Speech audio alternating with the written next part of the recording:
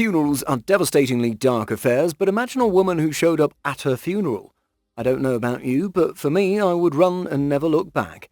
This is not just a crazy story picked up from nowhere. It happened in 2015 and turns out it's not the first time such an incident has happened. How about you tighten your seatbelts and we go on a journey with caskets, hearses and dead bodies? Truth be told, we're living in very terrifying, ghostly times. A vengeful ghost. Let's go back to February 2015 when a Burundian woman named Noella Rukudo took her last breath. This loving mother of 8 had moved to Australia and settled there. She, however, visited Burundi several times, and on one visit she got involved in a road accident. Family and friends in Australia had accepted her demise and were making funeral arrangements. On one of the days at exactly 7:30 p.m, the husband Boggler was seeing off well wishes, and when he went back into the house he got the shock of his life. Right before his eyes, his wife stood and was like, "Surprise." Back up a bit. Let's understand what exactly happened. Did she come back from the dead? Turns out, on the evening of February 17th, Noella had stepped out to catch fresh air in her hometown of Burundi. When she saw someone coming towards her with a gun, she put her hands up and the man took her to a car nearby and, like in the movies, covered her eyes with a scarf. The car started moving to an unknown destination. After some time, the car stopped and Noella came face to face with her kidnappers. The person informed her that they'd been sent to kill her and they made a call to the person who had ordered the hit. The call was on a loudspeaker and lo and behold, the person on the other line was her husband, Boggler. Then something very interesting happened. The kidnappers told her they will not harm her. It was not in the policy to harm children and women.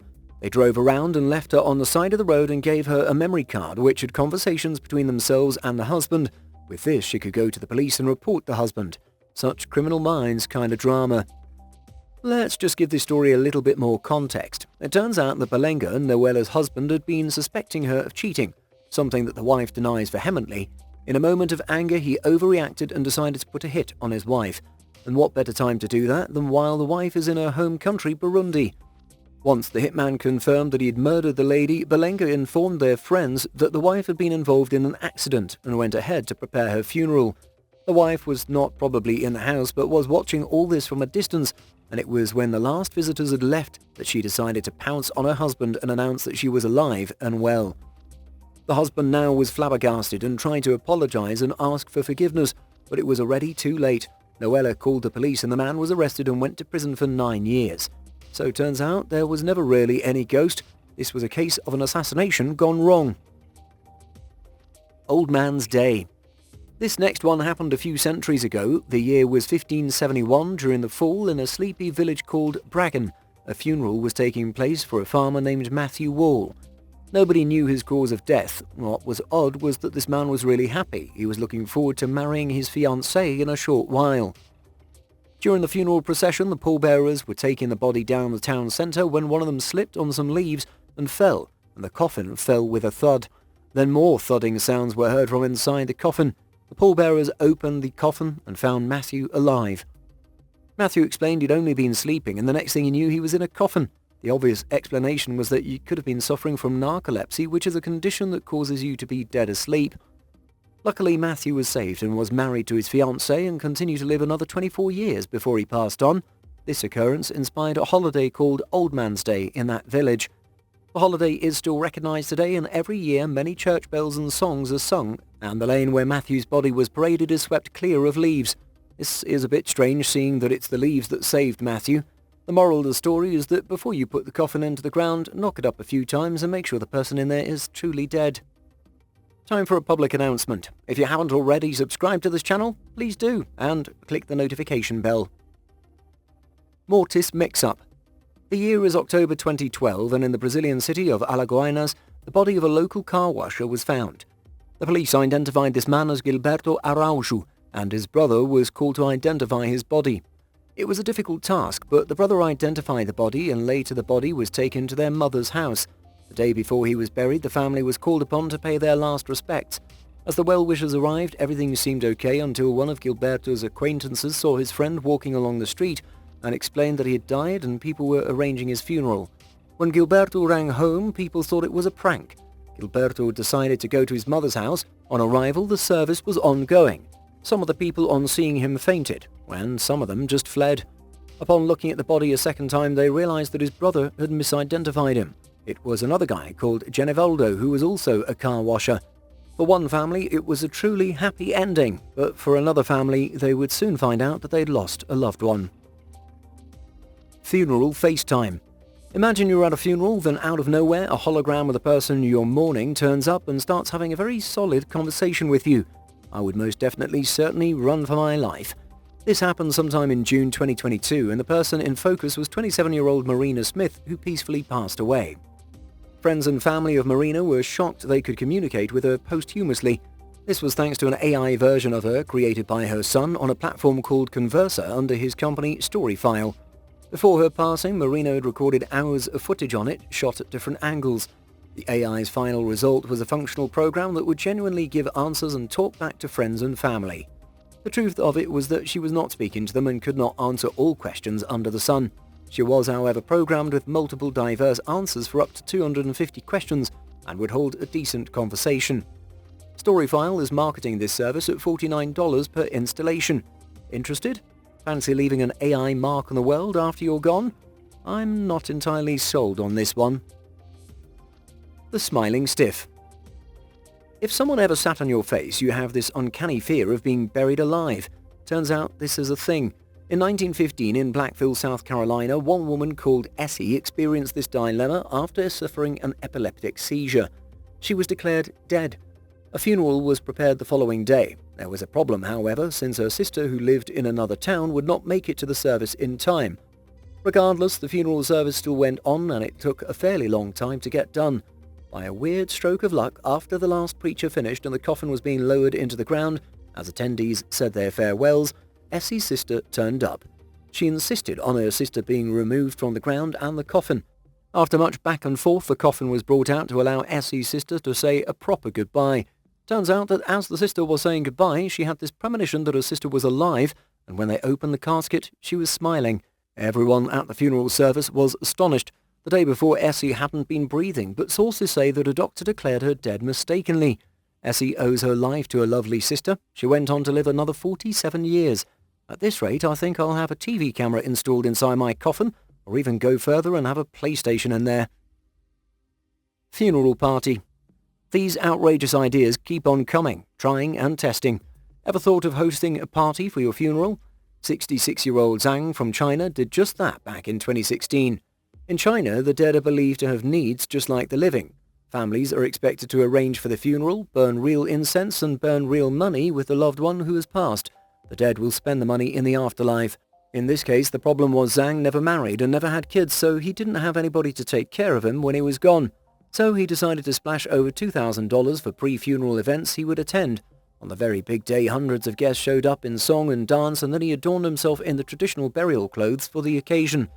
At some point he decided not being married was a bad thing, so he decided to marry a spirit of a dead woman. Despite all this craziness, Zhang was disappointed in the outcome when 20 of his friends and family failed to show up. A legendary laughing stock. When it comes to investments, mine don't pan out. I've made my fair share of bad decisions. There's this guy called Timothy Dexter, an American businessman from the 1700s. He desperately wanted to fit into high society, but was a bit of an oddball.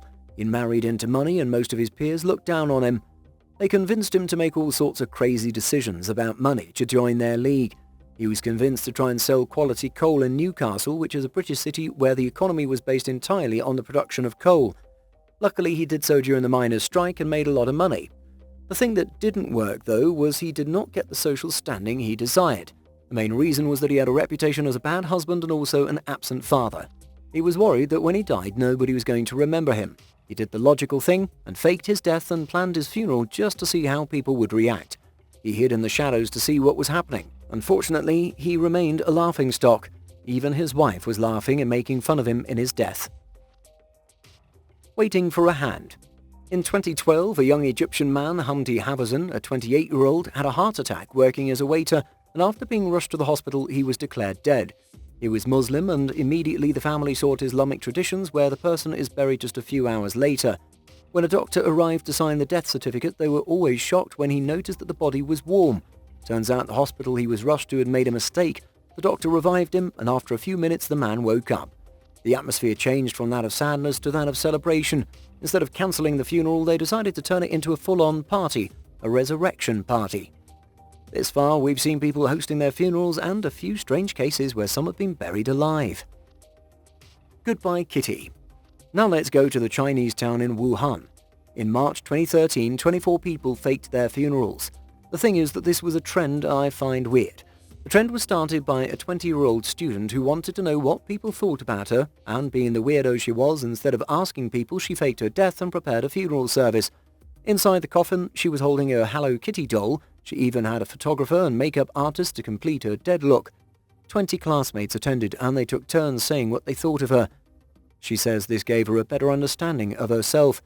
22 other students decided to hold a similar funeral event. If you ask me, getting inside a coffin and being part of a fake funeral is nasty. An outlaw obituary. This specific outcast dates from way back in the 19th century in Australia, better known as Captain Thunderbolt, and despite sounding like the random superhero, he was quite the violent guy, all about guns and robbers. He managed to escape the long arm of the law for 6 years until things came to a stop in 1870, and one police constable was able to pin him down. In Wild West cowboy style, he opened fire on Captain Thunderbolt, who turned his horse around and started firing back as he sped away with the horse. Eventually, the horse slowed down and the constable shot him dead. At the outlaw's funeral, there was a mysterious woman dressed head to toe in black. Her face was covered. It was the outlaw. Turns out that the constable never fired at the outlaw. It was a case of mistaken identity. The police shot at his uncle Harry. But wasn't that a perfect excuse to stage manager's death and get the police off his back? Why would he show up at the funeral and risk exposure? Beats me. Do share your thoughts in the comments section. Deathstroke 38. The year was 1937. The place was Cave Creek Town in Rowan County, Tennessee, where a 73-year-old bachelor called Felix Bush was thinking about how sad it is that nobody gets to enjoy his funeral. So he decided to host his funeral. He also wanted to build his coffin. The decision would turn into something very different beyond his imagination. Once all the plans were underway, a friend in the local newspaper decided to cover this as a story. The whole thing became this unusual event that many people anticipated. Guests arrived in drones. The vendors set up food and drinks around town, and they made quite a lot of money. 12,000 people showed up at the funeral. The event equated to some sort of festival. Felix was in dapper attire and arrived in style and was treated like a rock star. Many people surrounded him, begging him for his autograph. The state troopers had to step in and protect him from the crowds as he went into the funeral tent. While inside, the preacher read the eulogy. Afterwards, Felix spent the next few hours shaking hands. People said it was the nicest funeral ever. When Felix passed away 5 years later, there was no second service at his request. One was enough, and he got to be the star of the show. Syrian Survivor. We all know about the Syrian civil war. It's pretty complicated, where different factions have been fighting each other for a long time now. In 2015, the country's government launched a missile strike on a Damascus market district, blowing everything to pieces. One gentleman, Muhammad, was thought to be caught up in the attack. His family assumed the worst and organized a 3-day-long funeral. The interesting thing is that they didn't know that Muhammad was indeed alive. What happened was he was trapped under the rubble without food and water. When he was rescued, he went home and found the funeral ongoing. Everyone was shocked to see him alive, but they were also relieved. Goodness, don't I love happy endings. A couple's committal. Not everyone loves joint birthday parties. Some hate the idea of sharing a birthday. Sharing a funeral date is annoying to another level. Back in 2016, a Bosnian couple going dragon and dragica manic while still alive decided to organize their funeral. They were childless and felt no one would take care of their burial rites with dignity. They put up the money for their funerals and raised their tombstones and bid farewell to the 200 guests who came. They even hired a band and had food and drinks, a whole shebang. People turned up for the free food for sure. After the funeral service, they later turned the event into a party. That's about it for this unusual episode. Which stories did you enjoy? Would you ever consider organizing your funeral while still alive? Let us know in the comments section.